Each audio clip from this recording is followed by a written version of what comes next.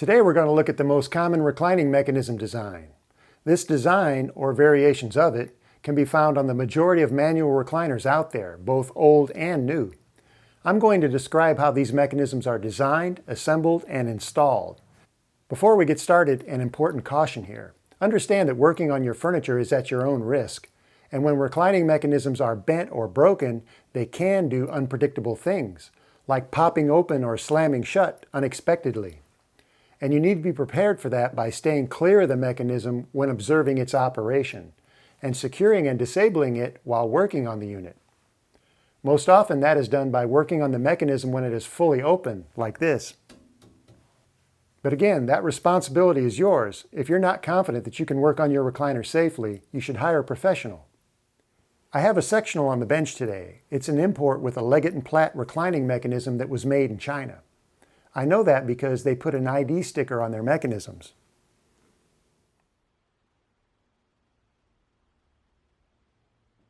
And that's very handy when you need to order parts.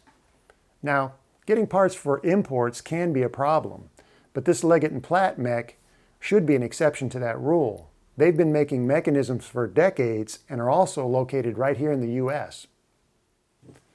I call these units one-piece mechanisms because they are typically assembled into one large unit and then installed in the chair.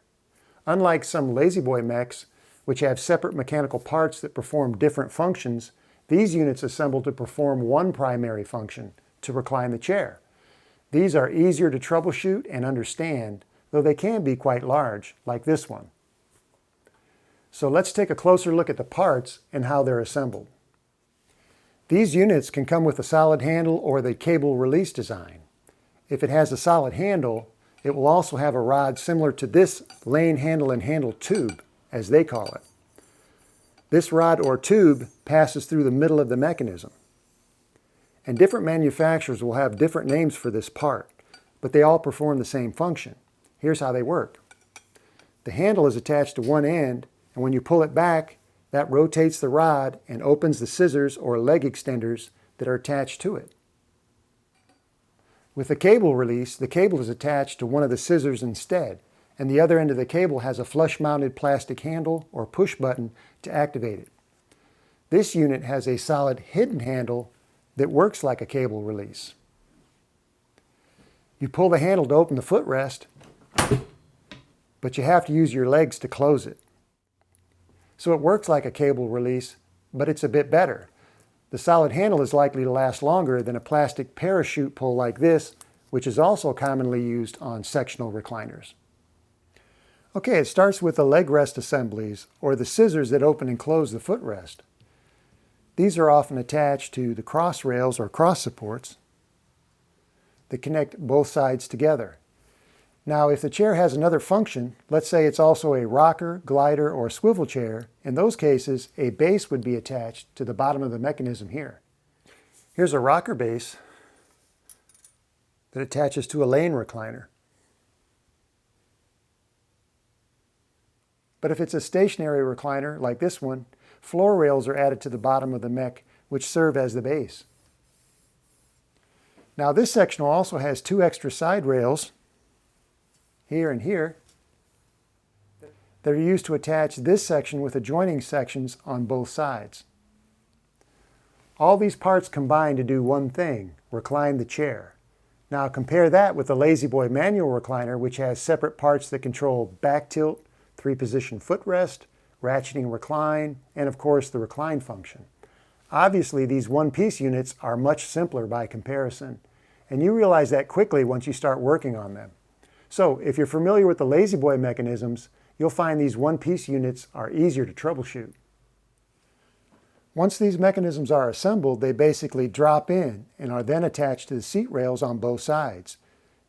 They can be attached to the bottom of the rails or the inside, sometimes both. The hardware that's used to hold them in place can be screws, bolts, or both.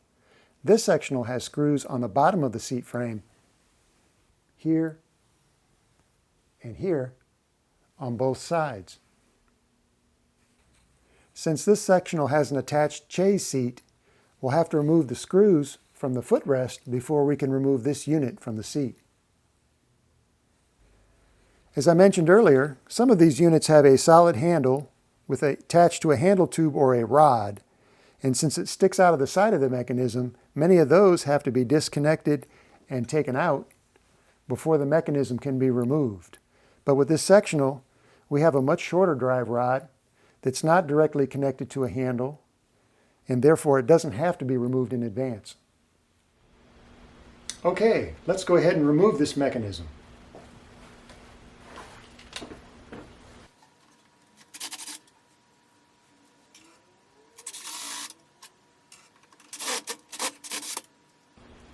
Okay, I've already got the other side loose, so now I'll get the footrest.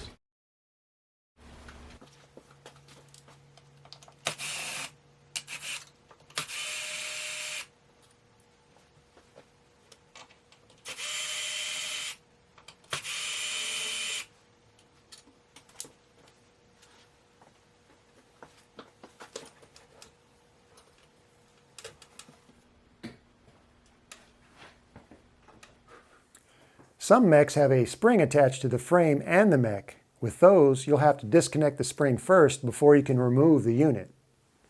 Note that with these one-piece units, the mechanism also serves as the legs of the chair, or in this case, sectional.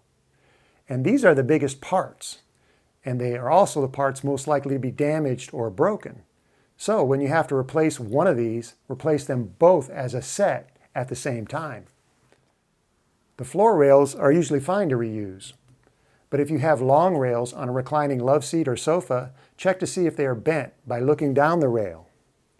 If it's bent, replace it. Now that doesn't leave us with many parts, just the cross supports and this center rod. And that's why it's usually a good idea to order a complete reclining mechanism whenever you replace the leg extension scissors. I've run into situations where I just ordered the scissors intending to reuse the other parts, but when I started to install those parts, I noticed that one of the cross supports had a hairline crack and would soon fail. So I had to place a second order and pay the part order processing fee and shipping again, whatever was required, and had to wait another couple weeks to get those parts just to finish the repair.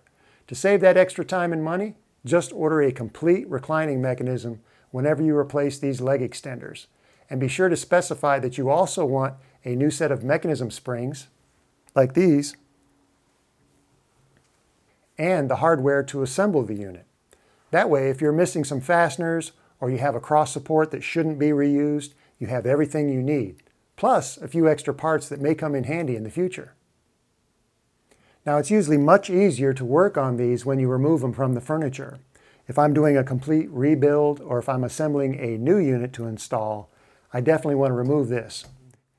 However, you can leave it in the furniture if you're just going to replace, let's say, one cross support or maybe this handle here. So keep that in mind. Here's the final word on how these units operate. There are two basic types. The first is when the footrest opens, the back tilts at the same time. The second type opens the footrest first, but the back will not recline until you push it back yourself. This allows you to achieve the TV position, where the footrest is open with the back upright, and the one-piece mechanism controls both of these functions. Now you might be thinking, wait a minute, isn't that a separate back tilt like the Lazy Boy? Close, but not exactly. With the Lazy Boy, you can tilt the back with the footrest closed. In other words, at any time. With some of these units, the footrest needs to be extended before you can tilt the back. But either way, you can achieve the same TV position with many of these models. So if that position is important to you, be sure the next recliner you buy has it.